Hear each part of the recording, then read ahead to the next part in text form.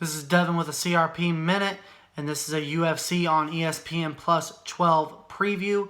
First off, if you have not liked the Cage Rage podcast on YouTube and Facebook, please go and do so, covering all things combat sports, boxing, MMA, bare knuckle boxing, whatever comes down the pike, plus doing some outside the cage topics. Never know what you're going to find on the CRP. Please go and subscribe. You'll hear some interesting conversation, good analysis, news, and updates, odds, predictions, all that on a weekly basis. UFC on ESPN+12 is this Saturday. It is in Greenville, South Carolina.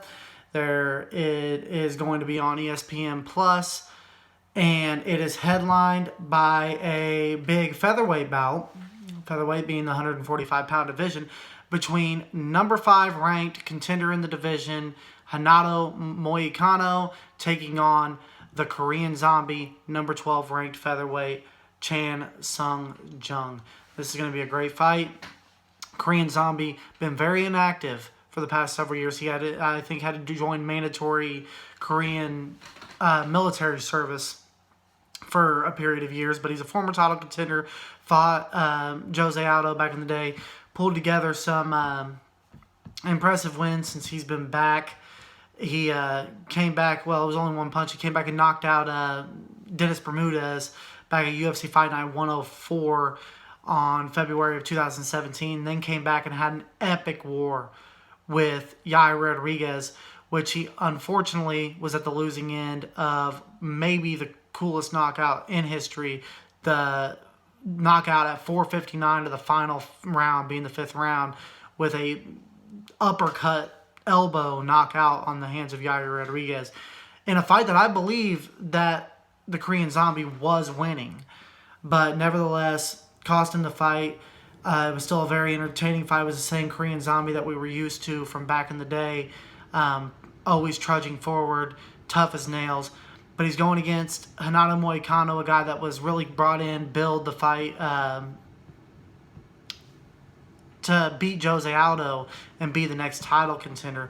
Only 2 losses on his resume, that being to Brian Ortega and to Jose Aldo, as I mentioned. He's beat guys like Cub Swanson, Calvin Kattar, Jeremy Stevens. He's a legit top contender in this division. Pretty young, solid, at-range guy. Good jiu-jitsu, good striking.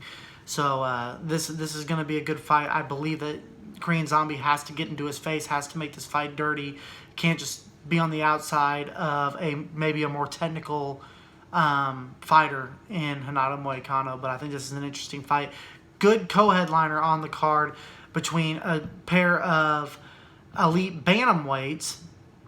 You've got the number 10 ranked John Lineker going against the number 12 ranked Rob Font. John Lineker coming off a tough loss to Corey Sandhagen in a very good fight. He actually dropped him at the end of the fight.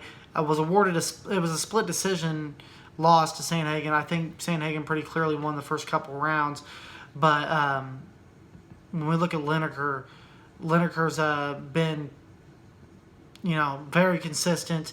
We all know that he might have pound for pound the most power in MMA.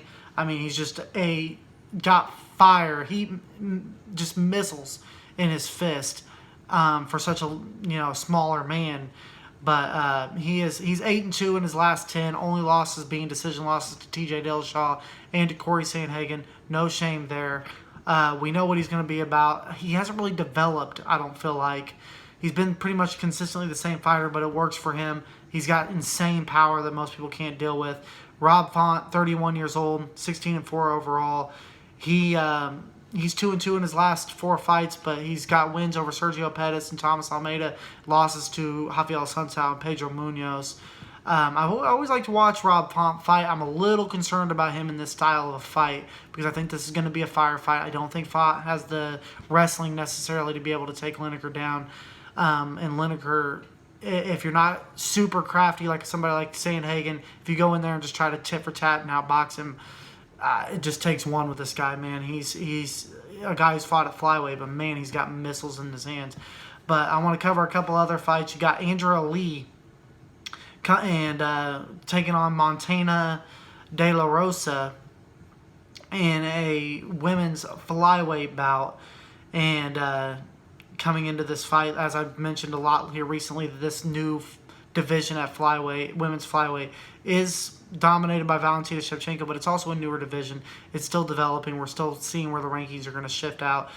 Angela Lee coming in at number 10 ranked. De La Rosa coming in at the number 11 ranked.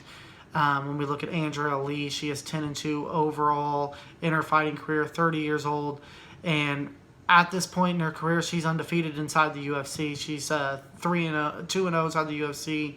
And now she's going against the young De La Rosa, who's 10-4 in her UFC tenure, only 24 years old, coming in here on a 3-fight win streak, coming off the Ultimate Fighter season 26. So this is an interesting fight. The winner of this is going to be ranked into the top 10. It's ranked. I'm covering these fights because they're ranked. They're both ranked to the top 15 of this new developing division, as I mentioned. But moving on from here, we got a fight that's on the main card that I believe is just thrown in there just for some entertainment, because anytime Brian Barbarina fights, it's entertaining. And he's coming off one of the fights of the year against Vicente Luque, which was just an absolutely fun fight. Going against Randy Brown, who I think is a little bit of an underachiever, 28 years old, 10-3. Was winning the fight against Nico Price, I thought. Was doing very good until he got knocked out from his back with hammer fist, which is embarrassing. But nevertheless, he was looking good. Barbarina, as I said, had a really good fight against Vicente Luque, but I don't really think Luque was fighting smart necessarily in that fight. Luque stood in there and banged a little bit too much with Barbarina, who has concrete in his head. And is kind of like a Chris Lieben style fighter at welterweight, I think. Gets hit, just trudges forward with heavy shots, and he's always fun to watch. But I think this will be another fun fight for Barbarina. I'm not sure which direction I'm going yet. We will cover this later on the wage rage. But there's one other fight, and this is a prelim fight that I don't think is getting any attention, that I want to cover here that I think is interesting, and that is Dan Ige going against Kevin Aguilar. Neither one of these guys are ranked right now. But when we look at this fight, you got Ige. These are both 145-pound fighters. Ige, 11-2 overall. Been very impressed with him as of late. On a 3-fight win streak in the UFC. His last loss was to Julio Arce back at UFC 220. He came off the Contender Series, but has looked really good as of late. And only 27 years old, as I mentioned. Kevin Aguilar, when we look at this guy, 17-1 MMA record, 30 years old, and he's coming in with a perfect UFC record right now on his tenure. Came off the Contender Series also. Has picked up a couple wins from here. So these are two younger featherweights, good records, been looking impressive, on good streaks. I think this is an interesting fight. It's the fight I'm looking most forward to on the prelims. This has been a quick preview of UFC on ESPN+12, and we will get back to you here on the CRP for our wage rage picks. I'll get back here with Miguel, and we will go through our picks and get you previewed for this Saturday. Stay tuned to the CRP.